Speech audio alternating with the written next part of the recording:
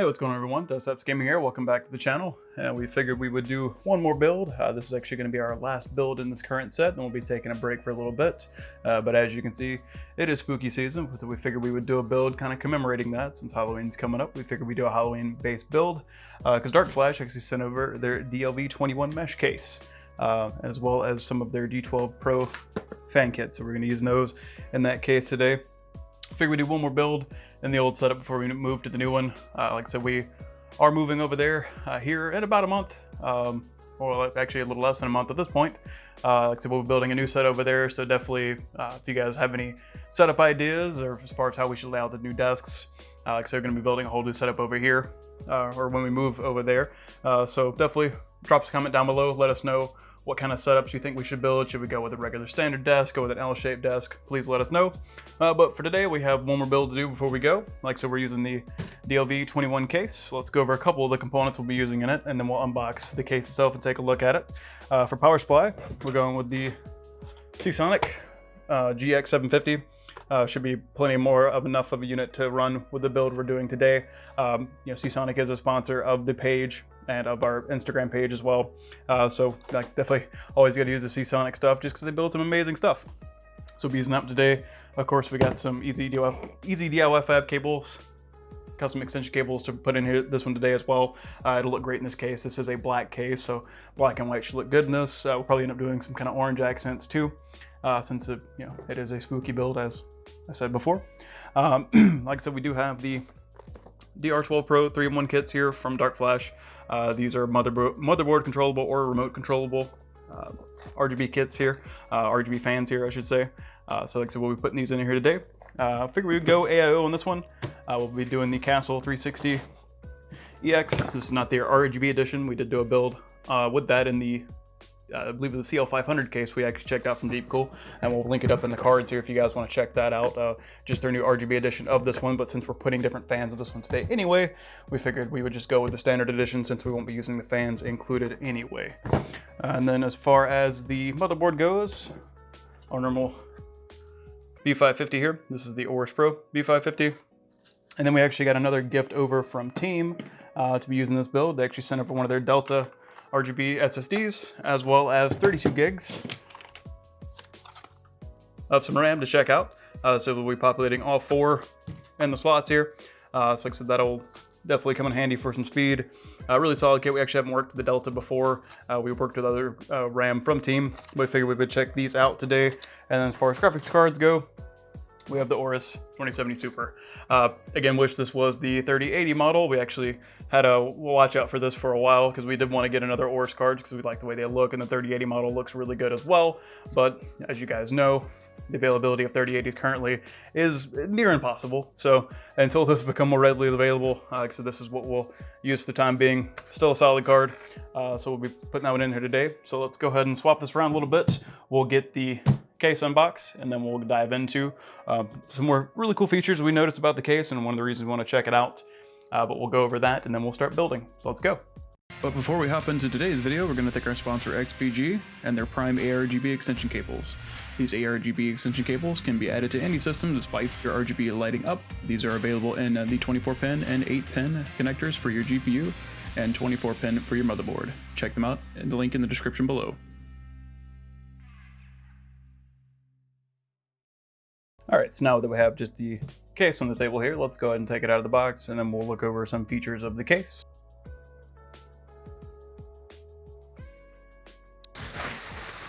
All right, so this is DarkFlash's DLV21Mesh. Like I said, it's a full front mesh here. I'm sure you guys can see. Like I said, it actually has a pretty cool little fractal design on it. I wonder where they got that idea, but it looks really good. And another thing, like I said, we liked about this case when they sent everything over to her wanting us to check it out, was actually its dual hinge design. So it actually is toolless on both sides. It does use hinges, so it has a hinge here on the back door. Like I said, they both lift off. So like I said, just little magnets that hold that in place. And then it has a hinge on the front tempered glass side panel as well. So like I said, that hinge is open as well. So we'll go ahead and slide both of these off. Set these to the side here, where we can take a look at more of what's inside the case. pop both of these off. And so they're padded as well, so don't have to worry about it slamming back into the case. We do have a removable magnetic filter up here at the top as well. And like I said, it looks like there's no added dust filter on the front mesh, which is nice, because like I said, that does in most cases restrict airflow when you have a mesh front panel that has an some type of air filter or kind of magnetic filter like this behind it, because they actually end up conflicting one another. So I like seeing just the front mesh here. Along the top, it looks like we do have the normal power and reset button. We have a USB 3.1 Type-C. Looks like two USB 3s. We got a mic and headphone jack separated, and then it looks like there is an included controller on this for LEDs as well. So we have an LED button up there as well. It looks like all the normal cables here included in the back. Definitely like seeing the extra LED button at the top there. So if they do include a controller, you don't have to repurpose the reset button, which, you know, nice added little feature. One of the biggest things that caught our eye with this case was actually their included GPU support bracket. So we'll get some close-ups of this. So it actually has two different arms here. They can help grab the top and bottom of your GPU. You can't scoot them side to side, so it has a mechanism for the entire thing to slide left and right. You can move the bracket front and back depending on how deep your card goes, and then you can adjust the top and bottom mount here on top and bottom to fully collapse on top of your card. So flipping around to the back here, looks like we do have normal power splash rod basement, and there is some hard drive bays down here as well. So it looks like we can fit some 2.5s, 3.5s there, and it looks like another maybe 3.5 on top, and as well as two SSD mounts here on the back of the motherboard tray. Typical thumb screws here, not captive, but they are pretty good size, and they actually can get them off. So you can call them thumb screws. You need a screwdriver to take those off. And then around the back here, it looks like it just power supply mounts to the back of the chassis here. Going back inside the case, let's see, it looks like we do have the DarkFlash logo embossed there. Another thing I do like about the DarkFlash case is they're not heavy on branding. They stay pretty minimal on branding, so this is a pretty good size logo, but it really does kind of just blend into the chassis itself. So I mean, it's not, you know, sticking out or anything like that. Going into the motherboard tray here, looks like we have support for mini ITX up to ATX. eATX might be a little difficult because of where the grommet cutouts are. One thing we did think was a little strange about the layout of this one, looks like we have room to do a 360 up front, possibly even looks like a 360 up top. We'll have to check that out once we get everything going. But it looks like we do have support here for maybe a 240 on the side here, so you can actually fit a 240 through the mounts on here, or just fans.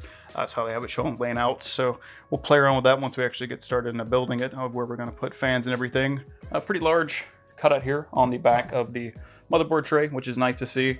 So if you ever do change your cooler out or anything like that, you know, that's a large enough cutout to reach everything. You don't have to take anything out to just replace that.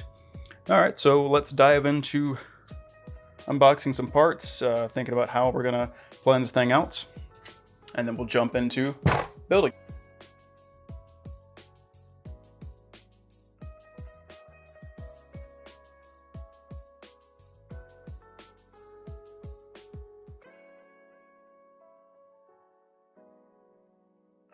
All right, so after a little more consideration, so we decided to move the 360 rad to the front there.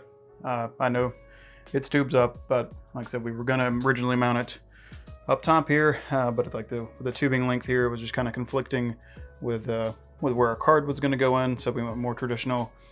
Put it in the front, not really enough room here to bring them up from here since the power splash rail would get in the way there. So can't really do tubes up, so I have to run it like this for now. Like I said, just mounted one fan there, and then two fans up top. Keep in mind, you do have room to mount more fans here, as there are mounting holes on that side of the radiator as well. So you could mount one from the back side. Looks like a 240. Like I said, and I believe there's even some mounting positions on the bottom of the power supply tray if you wanted to put in a fan down here directly in front of the card as well, since it's all open on the bottom. There is a dust filter down there. So let's finish putting in the graphics card, and then we'll finish this thing up.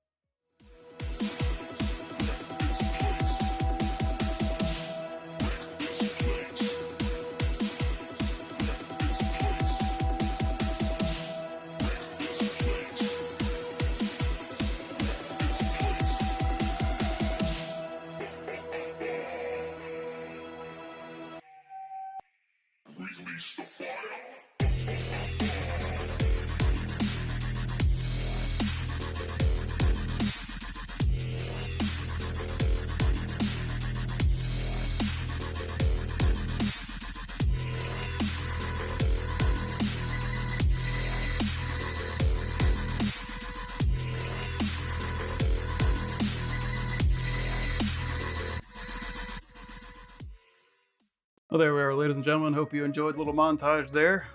Build came together great, as you can see. Did have to swap the AO out. I'm sorry, the hoses did have to come out the top there. Wasn't quite enough clearance to hit the to be able to put it in the top like we wanted to. But I'm assuming if you had a smaller radiator, mounting it front or top would be fine. But we wanted to stick with the 360. I hope you enjoyed the Halloween theme there. Happy holidays to everybody out there. If you celebrate Halloween, definitely go get your spook on. Like I said, this is the last video we'll be doing in this setup. We were going to be taking a short break as we move to the new setup. But just to touch on a few things with the case we really liked, maybe some pros and cons here. Definitely plenty of fan mounting room. As you can see, there's still, you could still fit the two 120s here, an extra 120 at the top. Really, the sky's the limit on a case style like this, because definitely plenty of room for intake and exhaust. We really did dig the front and rear hinge panel design. Was really nice as well. Like I said, love the connectivity at the top here. Overall, love the aesthetic of the case. If you care about that sort of thing, yeah, like the fractal design on the front there, and just overall the understated look of the case. Because like I said, that's what I do like about DarkFlash cases. Most of them are understated. So I mean, they're not overly branded. Like I said, just a small DarkFlash logo there on the power supply shroud. But I mean, that's even hard to see once you have everything closed up. You hardly even notice it. But like I said, overall, really solid to build in. Again, thank you guys for stopping by. Feel free to check us out on Instagram over at Desktops Gaming. Like I said, we post all of our completed builds there, so you get some more close-ups of this guy. And like I said, we will be moving here in the next couple weeks over to our new setup again. Drop a comment down below if you guys have any suggestions on how to build the new setup. Like I said, we're still kind of debating on, depending on what kind of spacing we have, whether we want to go with a standard desk and maybe a separate table for projects, or maybe we just want to do an L desk to kind of have our main setup editing rig going, and then off to the side an area to do builds, that sort of thing. And so again, check out DarkFlash Official over on Instagram. Like I said, we'll link them down in the description below, and then we'll link their product page as well, so you guys can see what else they have to offer. They have a ton of different components and cases out there. So we've been lucky to take a look at a few.